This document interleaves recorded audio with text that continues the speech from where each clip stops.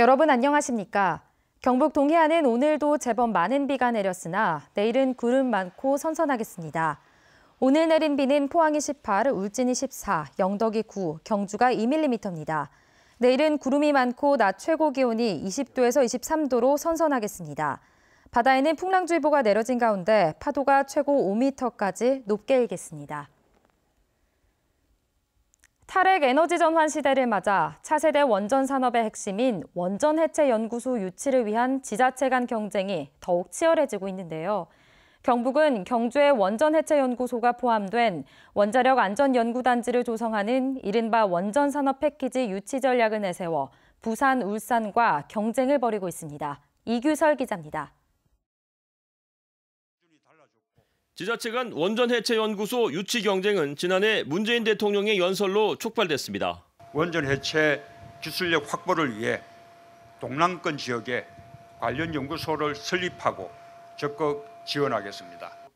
연설의 핵심 키워드인 동남권 지역에 대한 해석을 두고 경북은 월성원전과 한수원 본사, 방패장에 있는 동경주가 유력하다고 생각하고 있고 부산은 해체 대상 원전인 고리 1호기가 위치한 기장에, 울산은 원전 해체 기술 연구기관과 인접해 있는 울주군 일대에 원전 해체 연구소가 들어와야 한다고 생각하고 있습니다.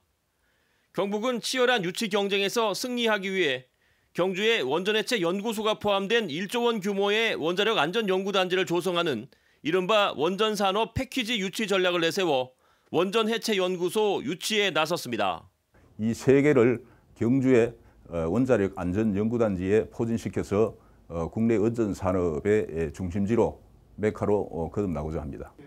하지만 원전 해체 연구소 유치에 따른 경제적 파급 효과가 실제보다 터무니없이 과장되어 있다는 분석도 있습니다.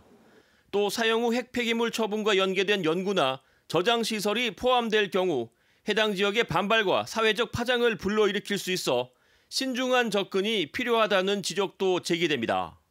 정부에서 탈핵 에너지 전환을 선언한 만큼 순수하게 원전 해체를 위한 연구소를 하는 것은 괜찮죠.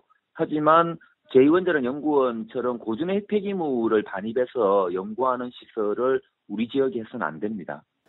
원전 해체 연구소 유치는 차세대 원전 산업의 주도권과 직결되지만 철저한 경제성 분석과 함께 안전성에 대한 고민도 함께 이뤄져야 한다는 지적입니다.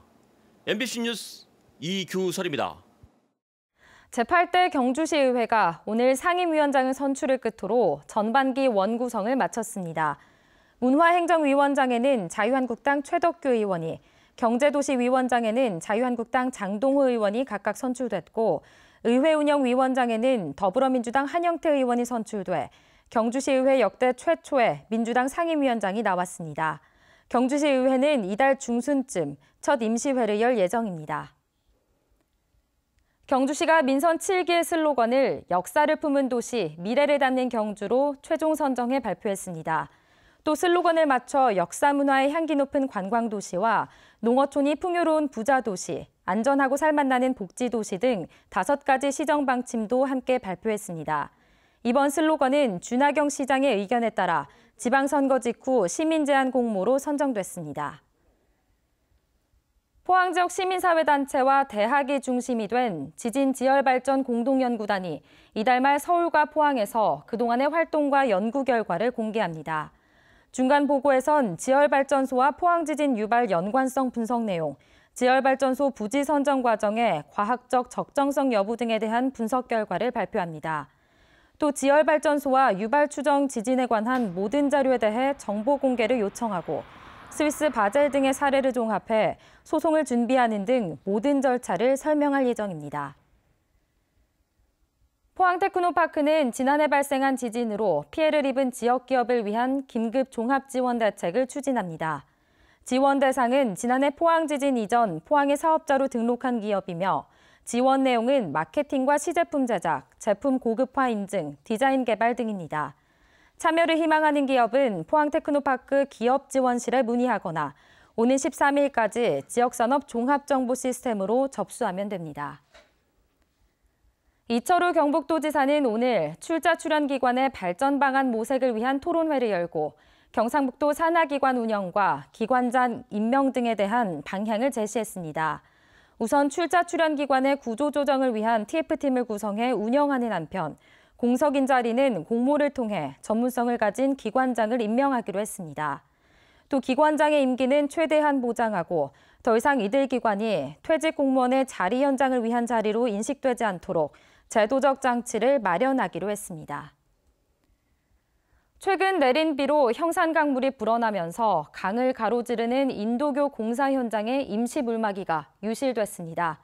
부산지방국토관리청은 기초공사 중인 교각 3개도 물에 잠겼으나 큰 피해는 없다며 강 수위가 내려가면 임시 물막이를 보강한 뒤 공사를 재개할 계획이라고 밝혔습니다. 포항시 유강리와 건너편 중명리를 연결하는 인도교는 380m로 오는 2021년 11월 완공될 예정입니다. 최근 태풍 뿌라비룬의 영향으로 태양광 발전 시설이 설치된 청도군 야산에 산사태가 발생한 것을 계기로 대구지방환경청이 대구 경북 지역 시설에 대한 합동 점검에 나섰습니다.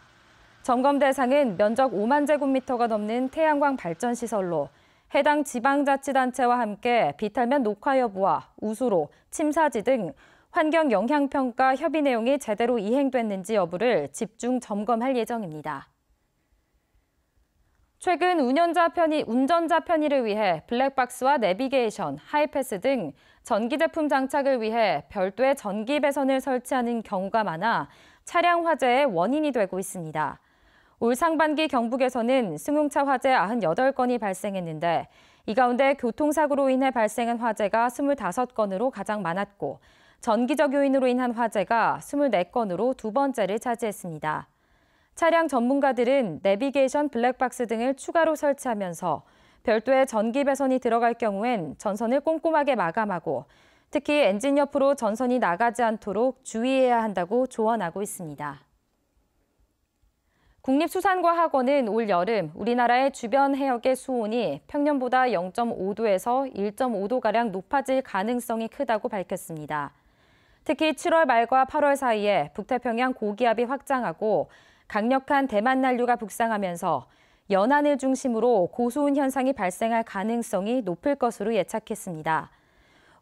우리나라 연안에서는 지난 2년간 고수온 현상으로 양식장 물고기가 폐사해 263억 원의 큰 피해가 발생했습니다. 네, 이상으로 포항 MBC 뉴스를 마칩니다. 여러분 고맙습니다.